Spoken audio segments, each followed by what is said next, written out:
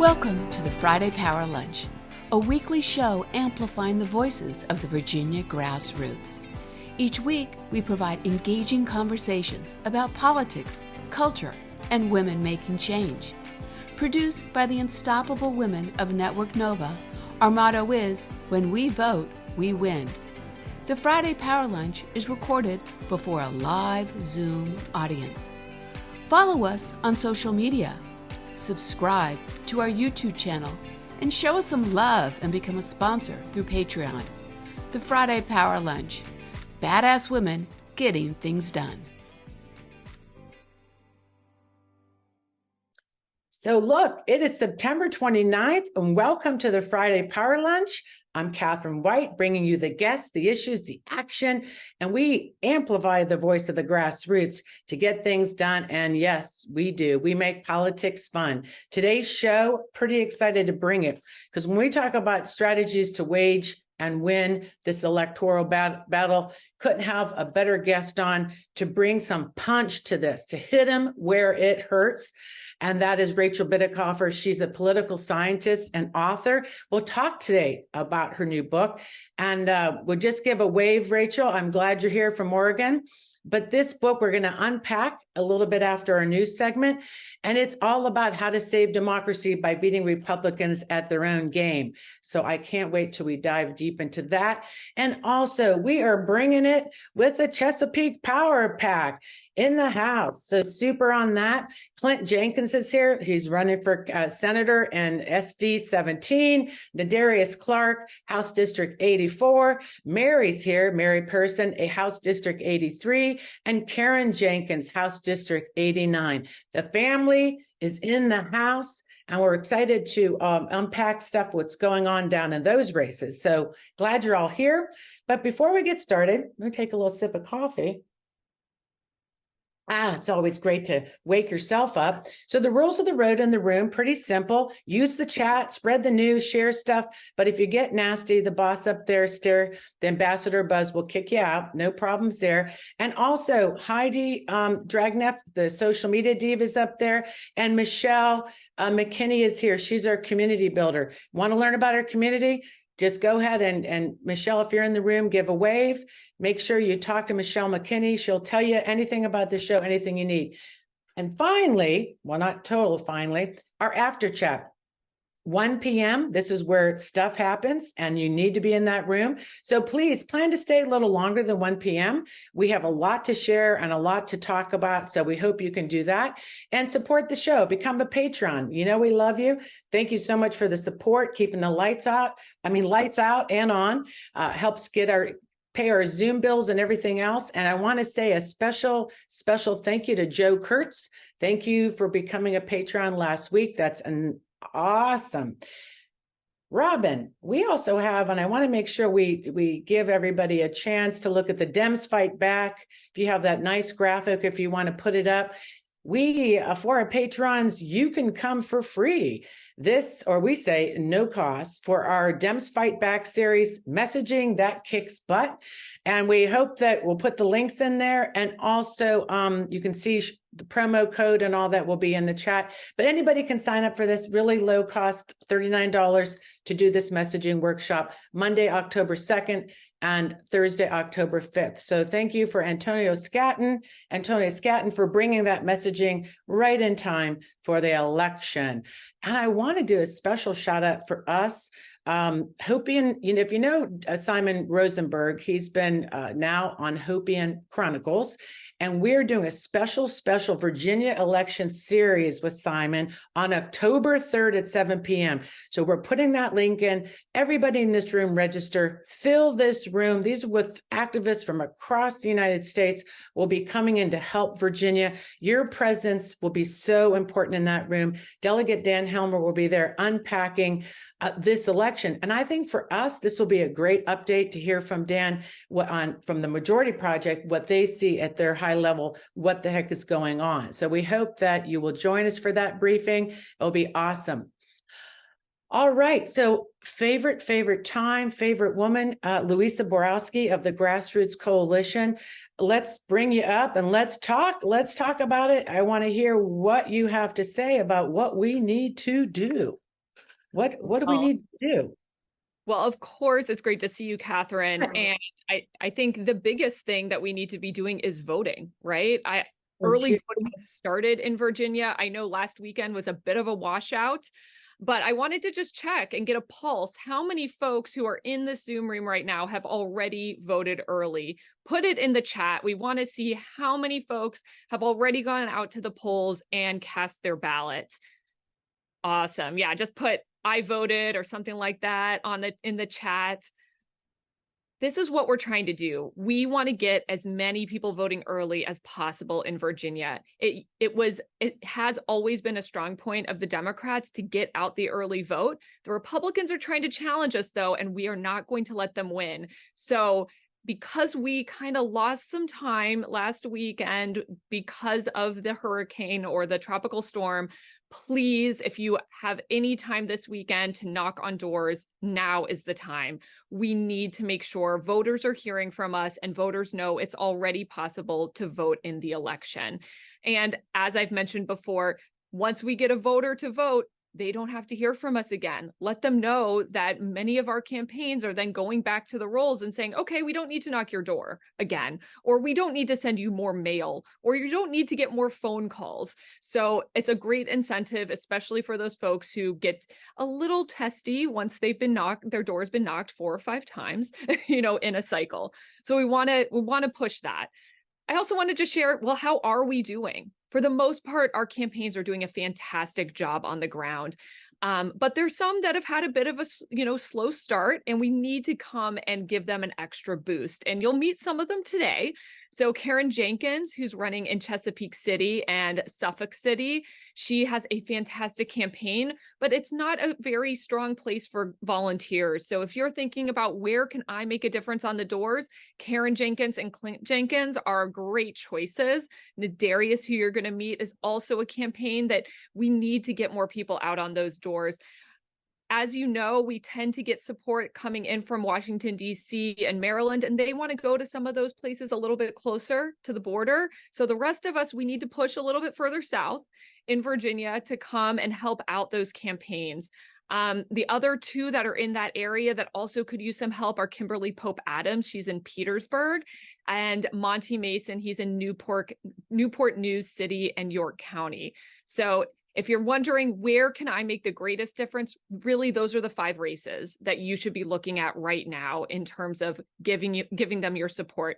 If you can't get there to knock doors, then help them phone bank. And if you can't help them phone bank, help them write postcards. And if you can't do that, send them money or do any of the above, right?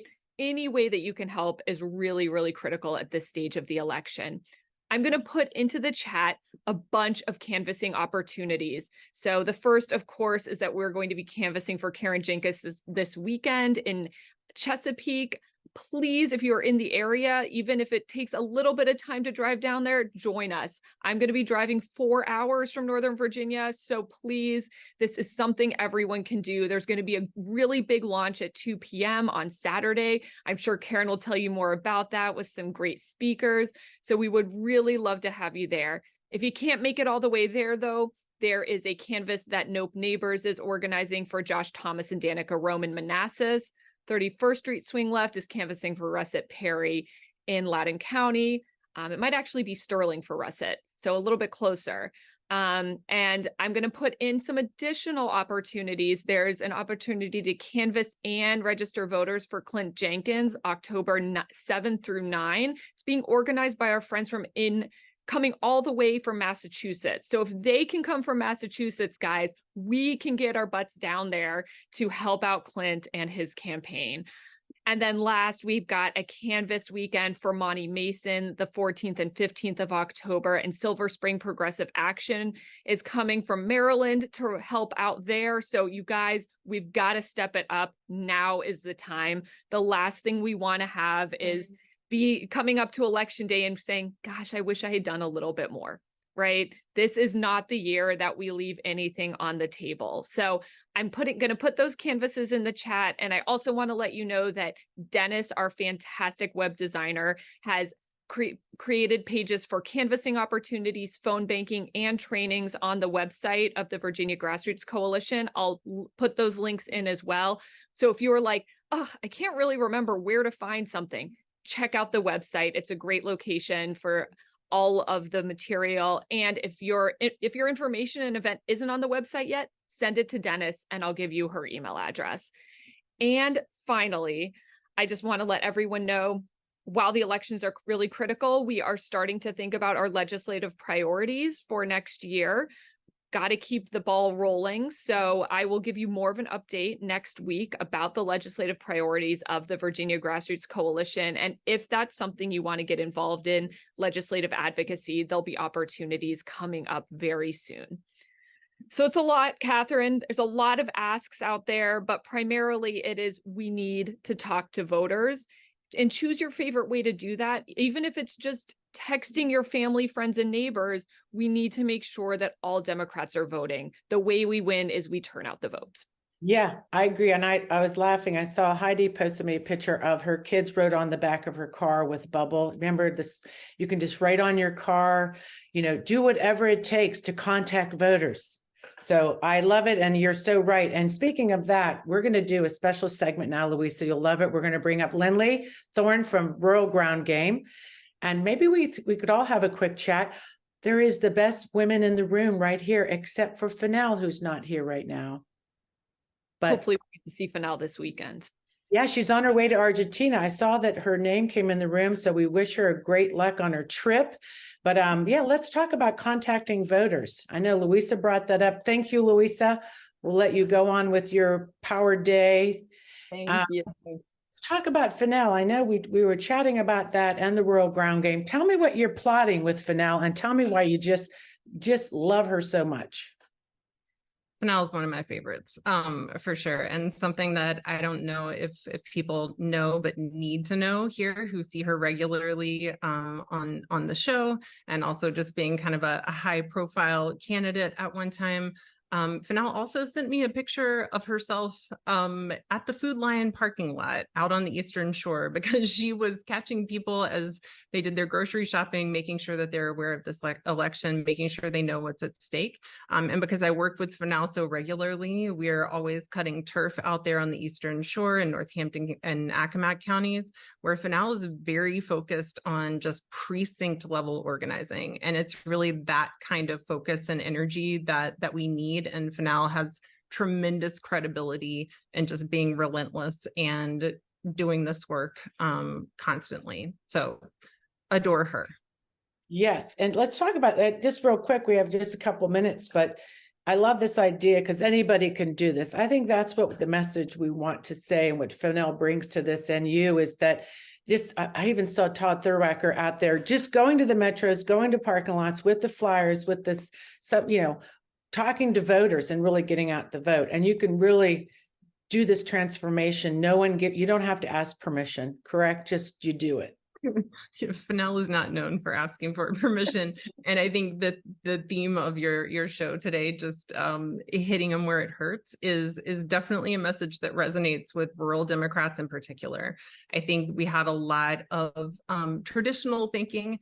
If we were talking sports, we'd be real comfortable saying that offense sells tickets, defense wins games. And we think, you know what, we should probably invest in having a good blocker. We should probably invest in having some folks who can hit them where it hurts and hit them behind enemy lines.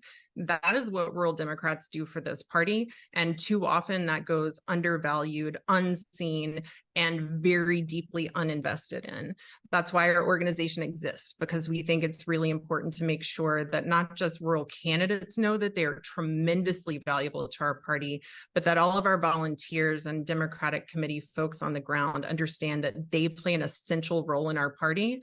And it might not seem sexy to lose by less, but that means everything when you're looking at statewide margins and making real change. Jade Harris, fabulous candidate in a state Senate district. Right. I think Robin has a great picture of show that pic. Yes. Yeah, huge piles of postcards that are arriving at my home currently for Jade.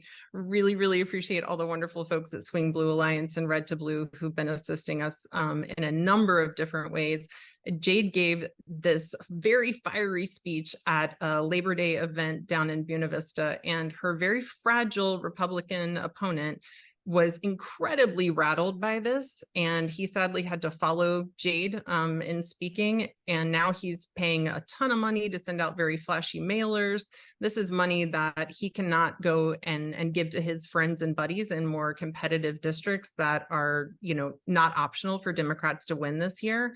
So it's important that we have a message. It's important that we recognize that there's incredible candidates like Jade, like Stephanie Harris, who are out here carrying our values and our message for us, and they deserve not maybe everything, but a little bit of love. So I'll make sure to drop Jade's Act Blue here in the chat. That chicken certainly knows how to message right on target there. And as you said, that 7 more boxes are coming, and I think Mary is part of that particular research with Blue Alliance, sending out those women focused to women voters, right? That's right. Yep. Lots of postcards going into Mary Person's district as well. And we've got a few other things on the line here. We are speaking of Fanal, worked with her to create a postcard that I think Robin is bringing up there here. It is. I love it. Let's talk about where to hit them where it hurts. Let's go. Yes. Yeah, so I think the experience that a lot of folks have at the doors, particularly in rural areas, can be that sometimes male member of the household might not be super friendly for a Democratic message, but a lot of women are. And we just want to remind women that I think we've had to, since Trump, become very aware that we white women in particular really need to do a lot more to go and collect our own folks. And so this kind of message is just to remind people that maybe not everybody in your household is voting for Democrats, but your ballot is private, just like your uterus should be. And so go ahead and make that decision in the privacy of the ballot box, just like we want everybody to be able to make their own healthcare decisions in the privacy of their doctor's office. No, and so these are for sale. Have you been starting to write these? Are these also targeted, or how are you? Yeah, so we always target this type of thing using, because we're a PAC, so we can use direct voter information that the campaigns can see and they're aware of and as part of their overall field plan. In the chat, I put here an Act Blue link because we are running these as targeted digital ads in a number of districts. So this is going to be an opportunity for people to see a targeted digital ad wherever they happen to be browsing. Yes, this will be focused mostly on women voters in rural areas. They'll click through and they're going to get to find the Democratic nominees on their ballot in their district and all of their early vote and election day voting information.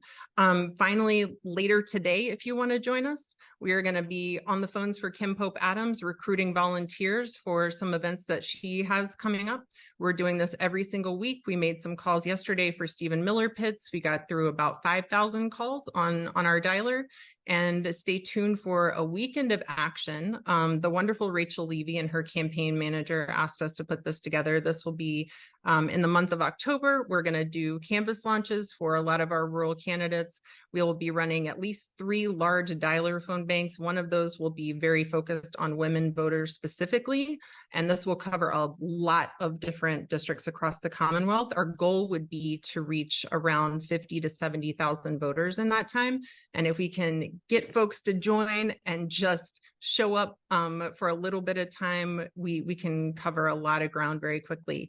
Next week, we start phone banking for Clint Jenkins, and that first one is going to cover the part of Clint's district that is shared by Nadarius Clark, and that is going to keep going. So I'll make sure that all of these links are in the chat and people can show up and help out.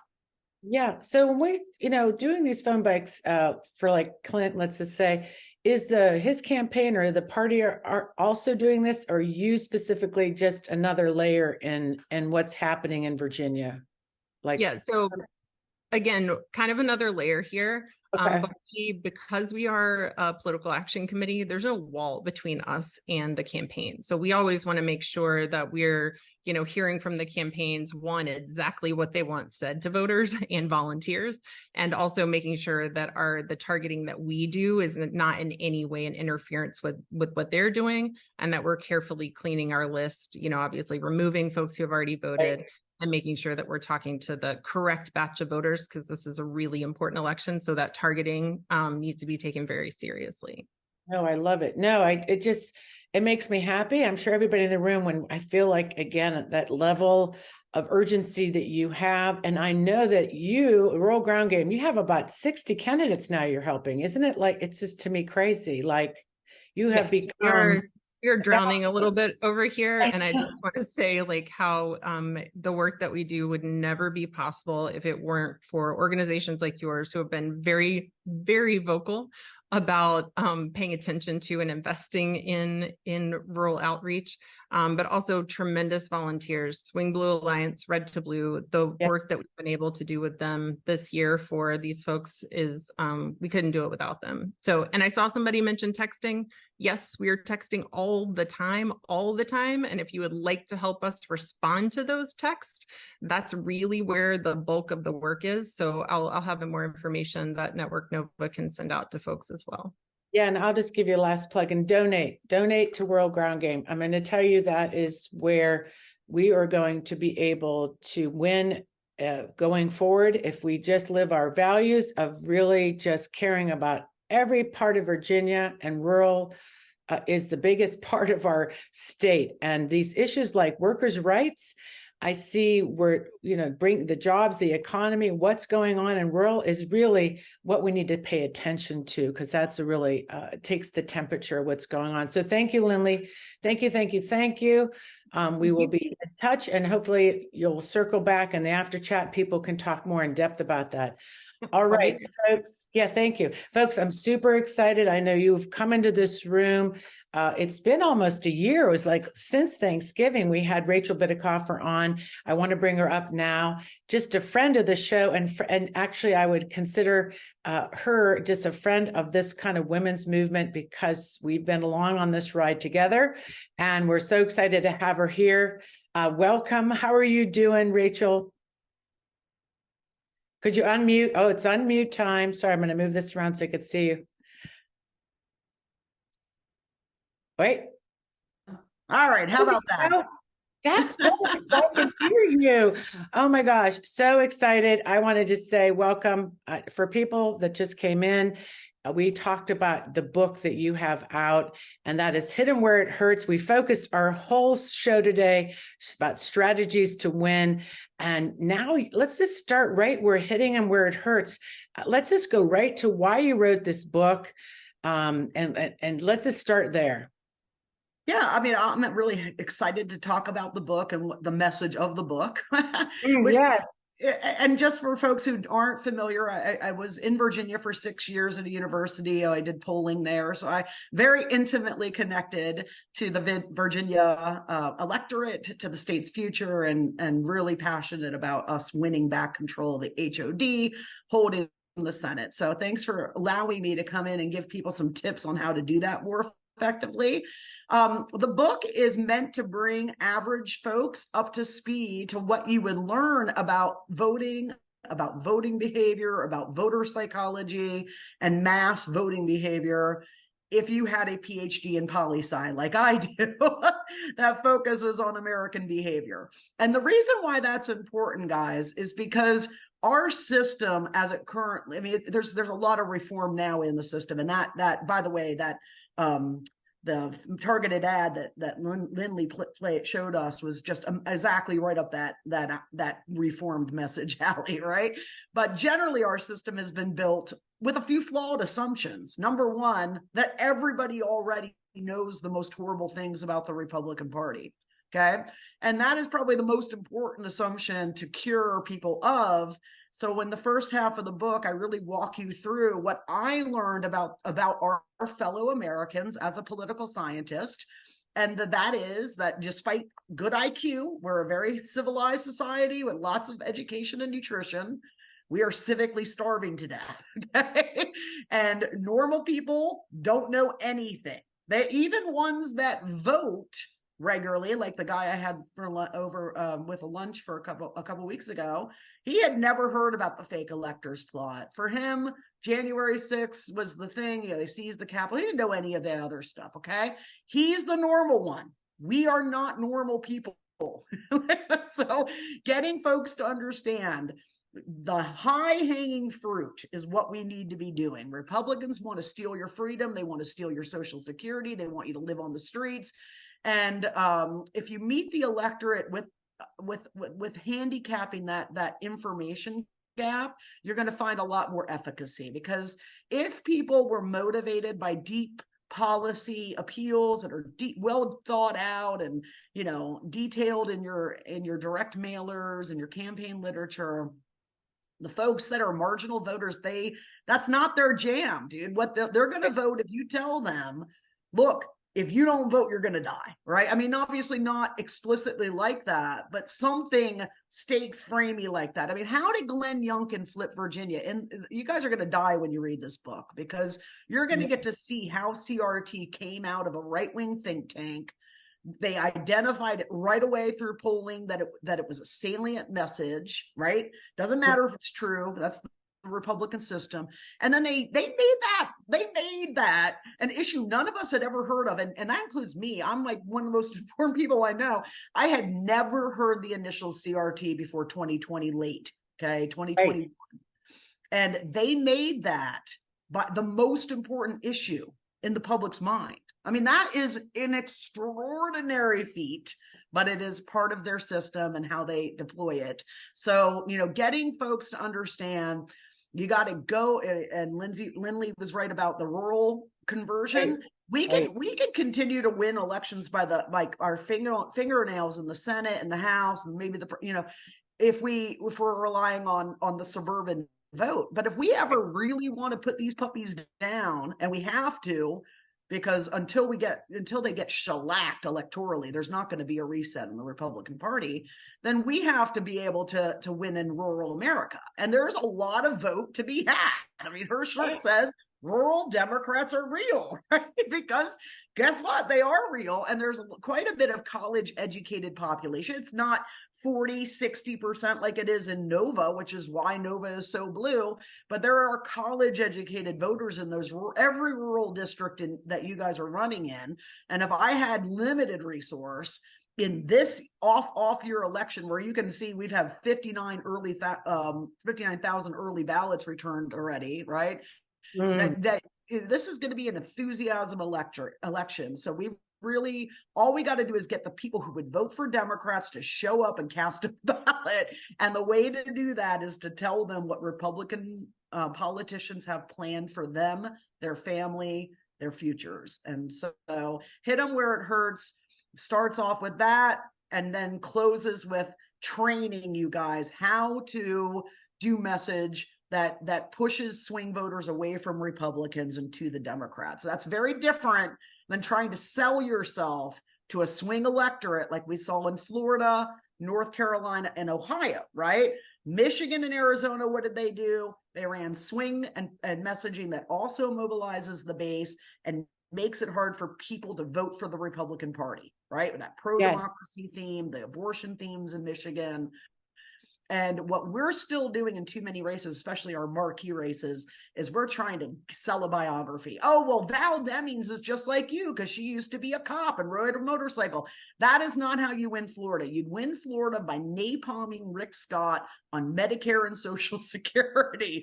And you hammer that shit till it's the most important issue. And you will watch it rise in the polls because that's what they did with CRT. So that's a quick walkthrough of what the book is going to give you guys. Yeah. And you're so spot on. And my head's almost going to explode, because I go back when you talk about the messaging and going back to that Youngkin race, it's like, beating that dead horse again. We have a horse for you. In fact, Robin, when you're ready, we'll show hit him where it hurts. We have a little fun thing for you, but I want to hit Youngkin where it hurts. Right. I think that let's do it. We want to show you. Yeehaw. Yeah, yes. There we go. A little hit him where it hurts. See, donkeys are natural punchers. Yeah, we're like, but when this happened, and this is where we have to retrain ourselves. When Youngkin came out with the CRT, what did we do? Everybody went where we don't teach CRT in schools. Well, that wasn't the answer, was it? Nope. Oh, yeah, I walk right through our response. How their entire strategy, by the way, is designed for our stupid ass response. Yes, it is, right? Because they know we can't, and oh, you're wrong on the substance of a policy. We're headed in there, right? And so, like, I'm trying to yell at the DN, Jamie and others. I'm like, no, don't do it. If they want to talk about education, then you hit them hard for decimating public education, right? Like, you don't go and play their issue on defense. You have to go on a counter offense. The fact that Republicans were allowed to run on this protect kids message in Virginia, when they are letting kids be slaughtered every other month in a school, is just, it's unbelievable to me. So, so getting people to understand they are leading you into topics that advantage them. And what we need to be doing is counter offense. Okay. And it does take training of the brain and the mind and, resetting how we do, how we approach a meet the press appearance. Our people go and meet the press and they're like, oh, this is a great chance for me to show my constituents what a great policy person I am, right? And their people go and meet the press to set a narrative that hammers us and wins elections, right? So, Well, especially the abortion one, we know when you were on the show last time and we saw that, how you even had mentioned that if Roe had fallen before that election, we would have not lost the governorship because it was that would have been, you guys could have run everything exactly the same inept response to CRT from the McAuliffe team, and you would have won. You would have won big. It just shows in politics, how this can really shift, and how I think, we need to be able to be quick on our feet and be able to. Well, the reason I'm glad you mentioned that, Catherine, though, is because you guys should be feeling hungry over there in Virginia right now. Yes. We see what happened in Wisconsin, what happened to that New Hampshire special. Democrat carried a Republican district by 12 points, right? So I know it feels very defensive there right now, and I understand why. But if you go to the electorate with a message of loss aversion and threat, you will find a very easy to tap in latent anxiety in that electorate that can be motivated very easily with effective messaging. Yeah, and I think people need to hear that, because one thing, you're experienced in this, you're an expert in this, you understand how people behave, because voting is emotional. It's not actually rational a lot of times, right? And it really understanding the brain, how it works, how voters respond is so important. And sometimes what we find, people, like I call it the party, the establishment people will be like, don't talk about this or don't do it this way. And our gut will tell us, no, we need to talk about abortion. We were told this is not the first time, well, we need to talk about the economy and bread and butter issues. Well, my freaking reproductive rights are my bread and butter issue. You know what I mean? No doubt. And you will remember, like, right into the midterms. I'm saying we largely, myself, the people I work with and other groups working on this effort and candidates and teams, we were told, oh, you guys are going to cost us, when they were flooding the field with all those Republican, oh, you guys have screwed up by making people run on abortion. And I'm like, no, dude, run on abortion. Like, you can see it in the data. And I'll just tell you, I'm privy to some pretty good analytics, right? There's a good system called Resonate that does a really good job on voter sentiment. And what are the two issues that they've identified all the persuadable Republicans, because there are some still out there. We have a realignment happening with non-college educated voters moving right and college educated voters moving left. And it's not done, guys. They've kind of milked their realignment for what it is. They're making a little bit of more headway on minority by education, but they are stuck, right? We have a rich realignment still possible. And when you look at what is going to motivate those people to not vote for Republicans, because that's what we have to do, is we got to break their brand loyalty. So we're not going to try to say, hey, look at this wonderful Democrat and all their Democratic issues. You have to say, the Republican Party has left you behind, and now it's coming for your shit, right? Your freedom, your money, your, whatever. And if we do that on guns and abortion, is what the sentiment data is very clear on, we are going to see returns on investment. Yeah. And we see already, I don't know if you've been paying attention from Oregon, but, Youngkin has the platform and the megaphone. So he millions of dollars to buy as many ads and good ads about him. He just pardoned, for instance, Loudon. He's trying to stir up that hot hornet's nest in Loudoun still with the Parents Matter movement and all this. But I feel like there's a lot that we can, hit him hard where it hurts, because there's a lot of issues around education where Youngkin has failed. There's a lot of stuff from the teacher snitch line to even debacles and defunding $200 million in education. We have to remind us of all the shit he did. The problem he has is, beside that red vest he wears all the time, is that it seems we're not unable to stick on this guy. Some of this stuff, like DeSantis, because he's so unlikable, but he has a way of trying to make people forget that he is this radical person. He was never painted as a MAGA extremist. That whole race, right? And I was like, dude, it doesn't fucking matter what this guy says, okay? It doesn't even matter what he's willing to publicly admit his platform position is. If he's a Republican right now, he's a member of an extremist cult. Okay? And like, remember the ads that I couldn't field much for Strike Pack because I couldn't raise my money raiser, right? But the 3 ads I made for Virginia all did that. They all defined Glenn Youngkin as a MAGA extremist, right? And if every time a candidate said Glenn Youngkin's name and they said MAGA extremist Glenn Youngkin, which is how they do it, and yes, it's very wordy. It feels like yeah. But if you watch them on TV, dude, it's never a impeachment. It's a witch hunt impeachment. It's a sham investigation impeachment, whatever, right? They use words to shape opinion, and we needed to be doing that. And we're very lucky that he can't run for re-election. But if he was able to run, like, I would be screaming, you have got to define this man as an extremist. Right. And it's in there. You look at his policies, they're there. I mean, if right away you would have called him a racist for doing the CRT thing, which he was bringing up George Wallace policies. We know what they're like in Virginia. We have Nazis marching in here, for God's sake. But it was sort of this like fluttering around this topic. It just drives me crazy. But I agree with you. And we've been screaming from the rooftops too, that because we know he wants to run for president or Senate, it's really important for us to make sure that we take his brand down that he's trying to build. And, we know he's part of this religious cult. He's a coward like Pence. To me, he's the coward. He's the worst kind of coward. And that hiding behind the skirt is this kind of man that just drives me crazy. So let me shift from that a little bit, because I would love to talk about just how to ruin that brand. We need to do more with you for sure. But how last time you were with us, you really had us look at that tying the down ballot to Youngkin. So I just have a question. We see that because he's good at this, that his polling in Virginia is pretty good for people. So in the sense of us framing this up, I'm wondering your opinion on the national behavior of Republicans tying also this race with, sometimes we don't like to look at the national to tie it to a local race.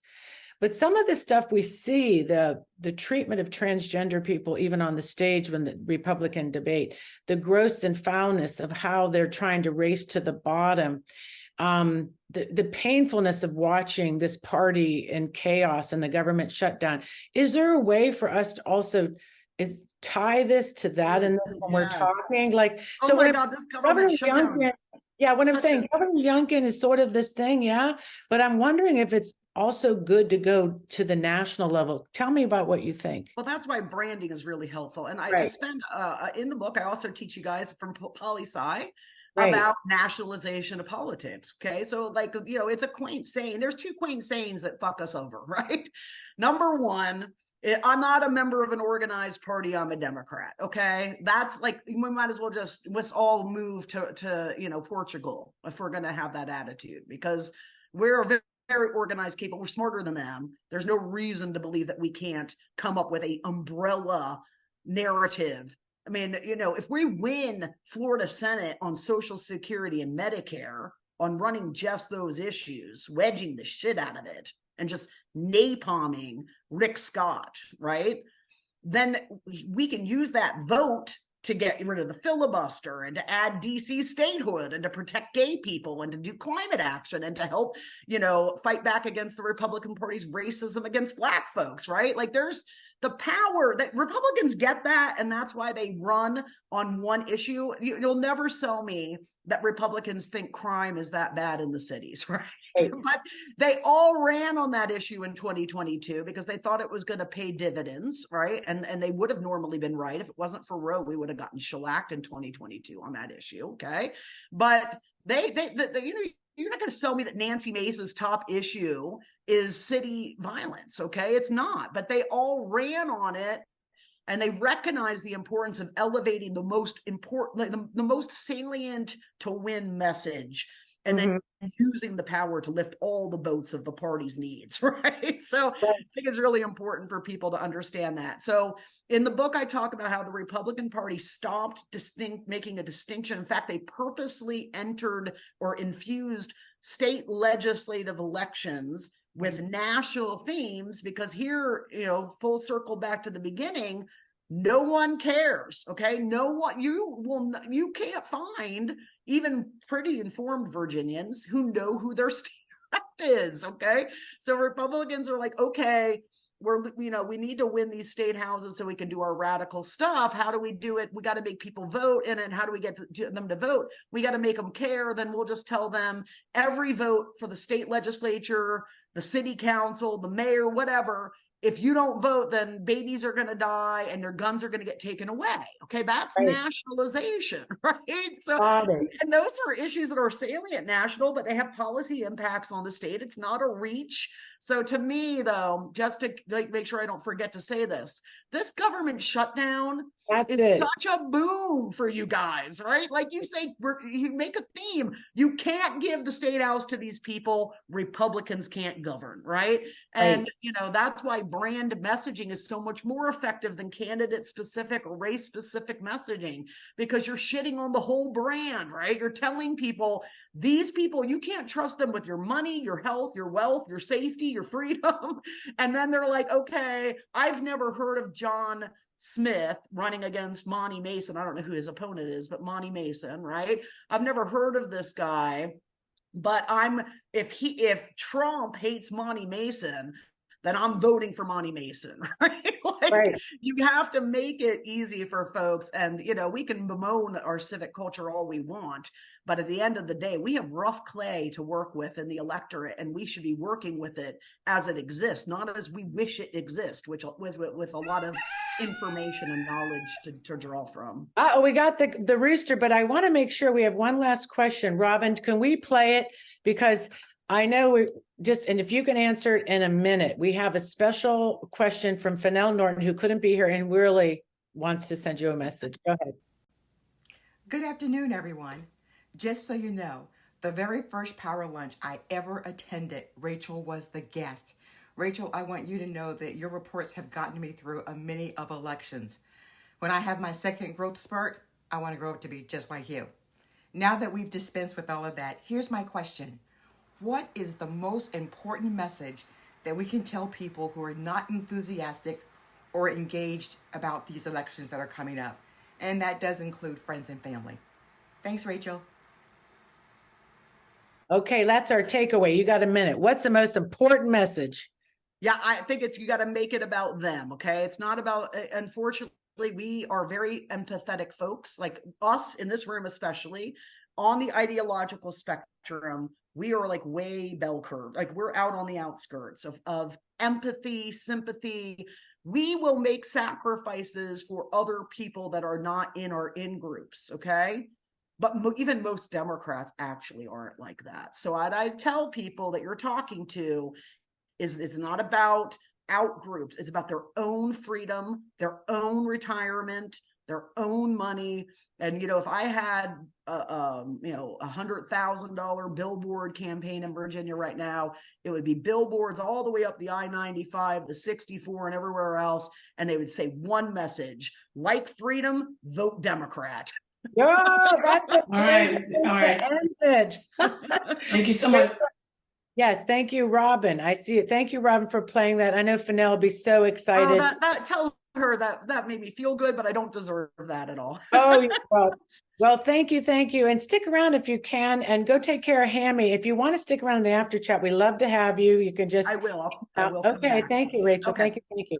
Yeah. All right, I am so excited. I hope you guys. I don't know about you, but I feel so empowered. It was great to have that energy in the room. But let's get to the next lineup, which will be our Chesapeake Power Pack. We have Clint Jenkins on, Karen Jenkins. Let's get the rest of the clue up. Robin, who else do we have in the room? Mary's here, Mary Person. And is Nadarius here? Oh, Nadarius, how are you doing? Goodness gracious, it's great to see you all. Likewise, it's good to see you. Good to see you. So I just want to say a quick takeaway. Did you guys, just yes or no, learn something that will help you in your campaign by listening to Rachel? Yes? Clint's not sure. Absolutely. Absolutely.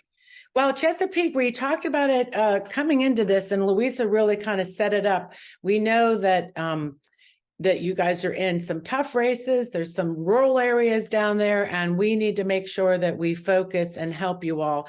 So I want to start. Let's start first. We'll go with the youngest first. How about that, Nadarius? Let's talk about you, because I just really want to talk about your race, and we'll give everybody a chance, just a 2-minute chance, just to really set up what's going on with you now, and maybe some hidden where it hurts thoughts. So what's going on, Nadarius? Yes, well, thank you for having me on the show today. It's so good to see so many familiar faces and friendly faces. But my name is Nadarius Clark. I'm the Democratic nominee for the 84th District, and that's comprised of Suffolk, Chesapeake, Franklin, and half of Isle of Wight County. So it is very rural. It's also very suburban, but we are going strong. We have already knocked over 20,000 doors. We're planning to do 20,000 more, but we need your help. We're making phone calls. We're going to community events. We're doing mail. We're doing digi. We're up on TV with my beautiful niece, Serenity. She was in my commercial as the TV star. So we have been, taking nothing for granted, going full throttle ahead. But this race is so important, and I can't, I just can't emphasize enough what is at stake and what's on the line this year. This is one of the seats that will determine if we can flip the House of Delegates this year, and we really need all hands on deck. This district is very competitive. Terry McAuliffe won it by 2%. Wow. So it's definitely going to be a tight race, but we're doing all that we need to do. But we definitely need your help. We need your support to make sure that we're successful in November. Early voting has already started. The 84th District has actually been number 1 in Hampton Roads for early voting so far. So we want to make sure that we keep those numbers up and that we get out the vote, because turnout is the name of the game here. We got to get people out. We got to get them motivated. We got to get them educated on what's on the line. And that's when and we already hit that on the head. We talk about reproductive freedom. We talk about voting rights. We talk about our environment. We talk about gun safety and gun violence prevention. Right. All of that is on the line this year. It totally is. No, thank you, Darius. I appreciate you opening up for your team here. And I think that's so important when I say team, because we do have to all work together. Clint, you're on top of this. What we say is the power pack. You're the Senate. So we'll go to the Senate and talk about your race now. And you've been redistricted and in a new district. So tell me how your Senate race is, how this is going, how this feels for you, and what's resonating with when you're at the doors.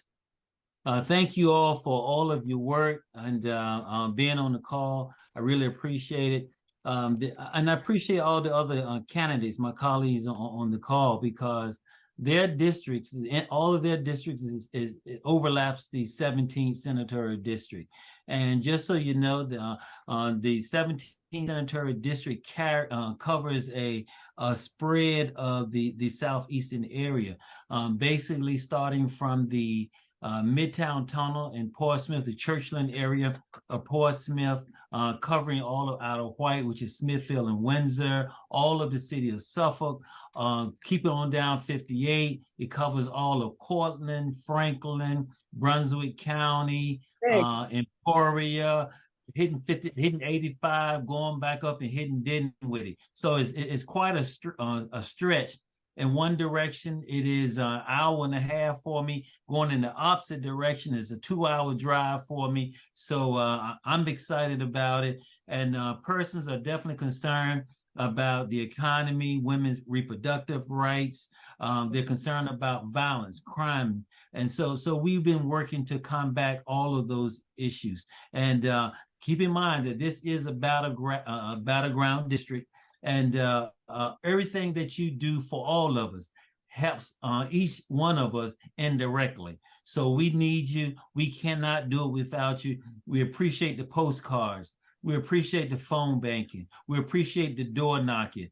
And we appreciate everything that Rachel has said, because she has hit the nail on the head. We've got to drive the point home and call these persons out where they are. That's how we do that. As she said in her book, hit them where it hurts. We've got to do that. So I thank you all for the opportunity. Excited about working for you. Excited about making sure we continue to defend Medicaid, making sure that we defend women's rights, making sure that we do more about mental health, making sure that we do more about broadband services and public transportation, our roads. There's a lot of work to do with defending voter rights. Because if we allow these mega, I'm using, like she said, these mega Republicans to get in office, they're going to take back our fundamental rights. That's what they want to do. They want to take care of themselves. Our governor wanted to give $462 million to big businesses, to billionaires, and we cannot allow that to happen. So I thank you all for this opportunity to get on. Thank you, Catherine. Thank you so much. Yeah, we met up here. I don't know if you remember when you first ran, we had a fundraiser up here. I got to meet you. So since you brought up really the importance of mental health, I'd like to go to Karen Jenkins. And I'm saying, Karen, your background, if you served on the school board, is that correct? Were you on? Yes, I'm serving my 5th year, 2nd term on Suffolk School Board. I'm a mental health professional. I've been doing that for over a decade. I work inside the school districts, as we said previously, with as early as pre-K to seniors in high school, as well as I was telling you, sometimes I have to pull the teachers and the principals aside to give them a little counseling every now and then. And I work in the community and in the homes with family therapy, marriage therapy, and community therapy as well. So, yeah, you need that. There's a lot of so it'll be, you may need that marriage counseling. You're both running for office. That may be something just teasing, stressful. I think that's wonderful, your background, because we know a lot of this, as we talk about schools and some of the SOL stuff that's been coming up, and the trying to give extra help to students, and it hasn't always been implemented by this governor really effectively. We will see, like just recently, he's thrown some more stuff at the board, but the tutoring program. And what is your thoughts on that? It seems like a lot for teachers that's going back, try to get up to speed. Where are you going to get these teachers? I mean, these tutors from? Have you really looked at this program, Karen? Yeah, so I was at a legislative conference just last week, and that came up because I'm also on the board of directors for VSBA, and it seems like the other side is just, they're sounding like they're doing something great, but if you really look at what they're doing, it's not. It's just putting more work or more burden on teachers. We're not getting fully funded like we should. So it's kind of making it impossible, because they're saying things, but they're not giving us the resources to make sure that we can do what we need to do for our teachers, for our staff, to make sure that every child has a world-class education. So, that's why a lot of people are kind of, I would say, tricked, because people can make things seem good, but if they do not do the research like we have to do, and being on the school board, it's not what it seems. So very disturbed, because it seems like they're forgetting the main point, and it's about the kids. It's about our students, right? And making sure that our our teachers have the resources, that we can continue to pay them and increase their pay, which I have done all the 5 years I've been on school board. I've rallied for the raises and bonuses during the school year. And so we're just, that's why we need to take the house back and keep it and put a lock and key on it. So we will keep it for now, because when Democrats win, everybody wins. We know that, because we have the heart for the people. We don't care. We have the heart to change people's lives and make things better. Me being like I said, a medical mental health professional, I went to school for psychology, because I want to learn people, and I want to be able to bring the best out of everybody that I see. And whether it be Republicans, I'll work hard to try to find the good in them, so they can see it, so they won't be, because what they're doing right now is not good, and they're good at what they're doing, and like I said, fooling people and bullying people and things like that. And that's not what Democrats do. Yeah, it seems like that. And I think your name recognition should really, really help a lot. And I want to make sure we go to Mary. Mary, it's been really special to get to know you since you stepped up to run National Women's Political Caucus that I'm part of has endorsed you.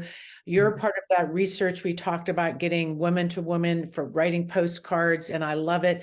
Let's introduce yourself to the audience. Talk about your race and some thoughts where you maybe like to hit them where it hurts, Mary. Okay, thank you guys for doing this. I've been watching you guys since I got into this race. It has really been inspirational to me. This is a tough district. The Republicans made sure of that when they redrew the lines. But we have been working it. We've been going door to door. We've been talking to people at different forums, everywhere we can, to get our message out that we need to make sure we have someone in Richmond representing us that is for our freedom. Like she said, if you want freedom, elect a Democrat. And all my colleagues here have spoken the sentiments of what we need to be doing in Virginia. We need to be getting out that vote, because that's what's going to carry us over. Those people who don't normally vote or vote here and there, we need to make sure they're out there, and we need to do everything we can to do that. And just to piggyback, I'm an educator by, but that's my employment. And I'm telling you, Youngkin he's hoodwinking people because we have problems in rural areas especially, but it's a nationwide problem in getting teachers. You want to throw some money, let's fully fund the schools so we can get some qualified teachers in here. We're getting teachers from overseas, from the Philippines, from Jamaica, teaching our children who don't understand our culture, and it is kind of a disaster. So we really need to make sure and do everything we can to get this vote out. This is so interesting. I didn't realize that, Mary. That's really interesting to know. It reminds me what we've done to try to take care of our seniors, right? We get people from other countries to come in. Sometimes that works, sometimes it doesn't. But I think what it shows is that we're in a crisis in the teaching area, attracting teachers. And I'll have to say that one thing that hit Youngkin where it hurts is he wants to take no responsibility or accountability for the teacher snitch line, how he made teachers feel unsafe, I talked to teachers, they felt attacked. They felt like when he made the executive order that they shouldn't talk about divisive issues, it sort of put a gag on them, afraid that they would lose their job. And then students, the same thing, going after transgender students. Students don't think that's really cool at all to go after their friends. And they're afraid to go to school because of guns. And he doesn't want to take any accountability that maybe they're not doing so well in school. It's because the environment Republicans have created, the chaos in schools.